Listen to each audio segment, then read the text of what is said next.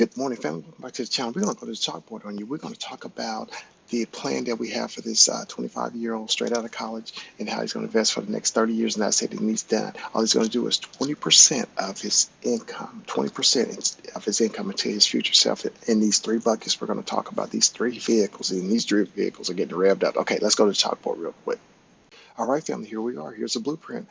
This guy's 25 years old, guy or girl. We're using the guy in this situation. He's making $100,000 straight out of college. He's got his master's degree at the age of 25. He's going to start investing $1,666.67 for the next 30 years, 10% compound growth on that money. By the time he's 55 years old, he'll have $3.2 million in there. Once again, that's on a 20% investment rate. He knows that he doesn't have to go up as long as he continues to invest $1,666.67 into these three buckets. We got the traditional 401k plan. We didn't even add in the match, the company match. We got the Roth IRA plan, which is the tax benefit, and then we got the Grow the Gap fund. Grow the Gap fund, that's the index fund that we're going to use for him to start drawing out. All right, and this is a strategy that we're going to use. Now, we don't plan anything just to have these numbers out there. We want to strategize.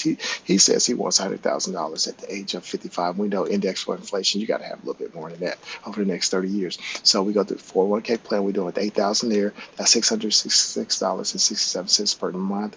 For 30 years, 10% compound growth on that money. By the time he's 55 years old, he's got $1.3 million. Now, remember, we're not going to start pulling from this bucket at 55 because we don't want any kind of penalty or early withdrawal penalty. So we're going to let that money sit until he's 62. It's going to double. Okay, $2.6 million. Just we're not even adding anything. All right. Now, once again, the Roth IRA.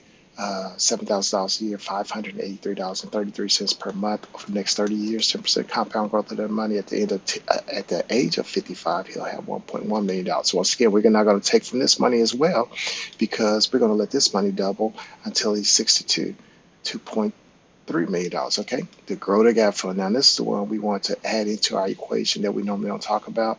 That's $5,000 a year, $416.66, and by the time he's 55 years old, he'll have $821,000, as you can see. Now what we're going to do is we're going to start drawing out at least $100,000. All right.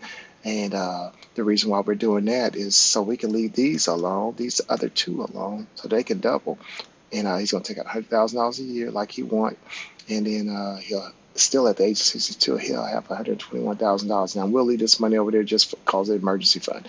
All right, which he really don't need. We may start drawing out a little bit more each year, maybe $125,000. How about that? Let's go with that. All right, so look at these right here. The next vehicle I would withdraw from is the Roth 401k